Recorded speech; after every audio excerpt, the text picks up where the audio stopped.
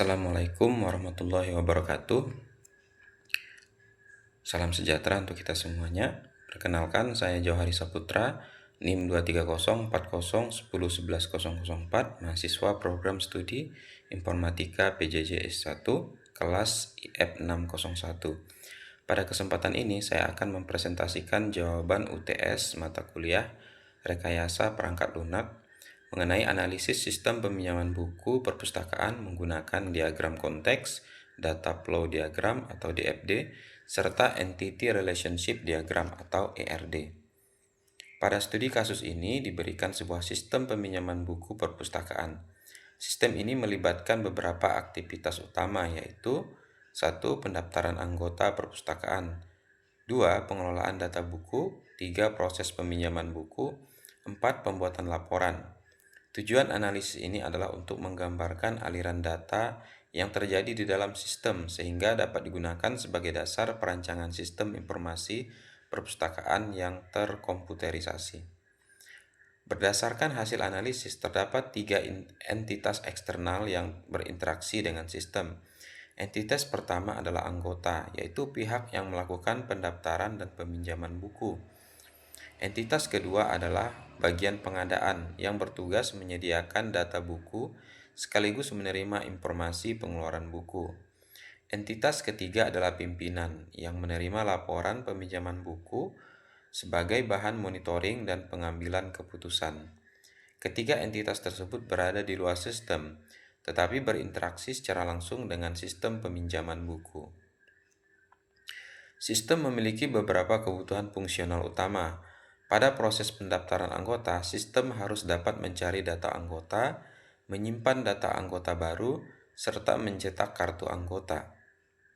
Pada proses pengelolaan buku, sistem harus dapat menyimpan dan memperbarui data buku. Pada proses peminjaman, sistem harus memverifikasi anggota, memeriksa ketersediaan buku, mencatat transaksi peminjaman, mencetak bukti peminjaman, dan memperbarui stok buku. Sedangkan pada proses pelaporan, sistem harus dapat menghasilkan laporan peminjaman dan daftar pengeluaran buku. Untuk mendukung seluruh proses tersebut, sistem menyimpan 3 kelompok data utama. Pertama adalah data anggota yang berisi kode anggota, nama, alamat, nomor telepon, dan tanggal pendaftaran. Kedua adalah data buku yang berisi kode buku, judul, pengarang, penerbit, dan jumlah stok. Ketiga adalah data peminjaman yang berisi nomor peminjaman, tanggal peminjaman, kode anggota, kode buku, dan status peminjaman. Data-data tersebut nantinya direpresentasikan dalam data store pada DFD. Selanjutnya adalah diagram konteks. Diagram konteks menggambarkan sistem sebagai suatu proses tunggal yang berinteraksi dengan lingkungan luar. Pada diagram ini terlihat bahwa anggota mengirimkan data pendaftaran, kartu anggota, dan permintaan peminjaman kepada sistem. Sebagai balasan, sistem memberikan kartu anggota dan bukti peminjaman kepada anggota. Bagian pengadaan mengirimkan data buku ke dalam sistem. Kemudian, sistem menghasilkan daftar pengeluaran buku untuk bagian pengadaan. Selain itu, sistem juga menghasilkan laporan peminjaman yang dikirimkan kepada pimpinan.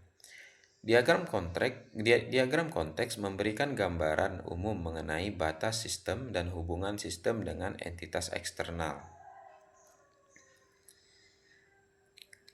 Berikutnya adalah DFD level 0. Pada level ini, sistem dipecah menjadi 4 proses utama. Proses pertama adalah pendaftaran anggota. Proses kedua adalah pengelolaan buku. Proses ketiga adalah peminjaman buku. Dan proses keempat adalah pelaporan. Selain proses, terdapat 3 data store, yaitu D1 data anggota, D2 data buku, D3 data peminjaman. Aliran data menunjukkan bagaimana informasi berpindah antar proses dan data store. DFD level 0 memberikan gambaran yang lebih rinci dibandingkan diagram konteks karena sudah memperlihatkan proses internal sistem. Selanjutnya adalah DFD level 1 pendaftaran. Pada proses pendaftaran, anggota dilakukan dekomposisi menjadi beberapa subproses. Subproses pertama adalah pemeriksaan data anggota. Sistem akan memeriksa apakah anggota sudah terdaftar atau belum. Jika anggota belum terdaftar, maka sistem akan menyimpan data anggota baru ke dalam data anggota. Setelah itu, sistem mencetak kartu anggota dan menyerahkannya kepada anggota. Dengan dekomposisi ini, proses pendaftaran dapat dipahami secara lebih rinci. Selanjutnya adalah DFD level 1 proses peminjaman. Proses ini terdiri dari 5 subproses. Pertama adalah verifikasi anggota menggunakan kartu anggota. Kedua adalah pemeriksaan buku berdasarkan kode buku yang diajukan. Ketiga adalah pencatatan transaksi peminjaman. Keempat adalah pencetakan bukti peminjaman. Dan kelima adalah pembaruan stok buku setelah transaksi berhasil dilakukan. Data anggota diambil dari data anggota, data buku diambil dari data buku, sedangkan transaksi peminjaman disimpan ke data peminjaman. DFD ini menunjukkan secara detail bagaimana proses pinjaman berlangsung dari awal hingga akhir. Selanjutnya adalah DFD level 1 pelaporan. Pada proses pelaporan, sistem mengambil data dari data peminjaman dan data buku. Kemudian sistem menghasilkan dua jenis keluaran. Yang pertama adalah laporan peminjaman yang diberikan kepada pimpinan. Yang kedua adalah daftar pengeluaran buku yang diberikan kepada bagian pengadaan. Proses ini membantu manajemen dalam melakukan monitoring dan pengendalian koleksi perpustakaan.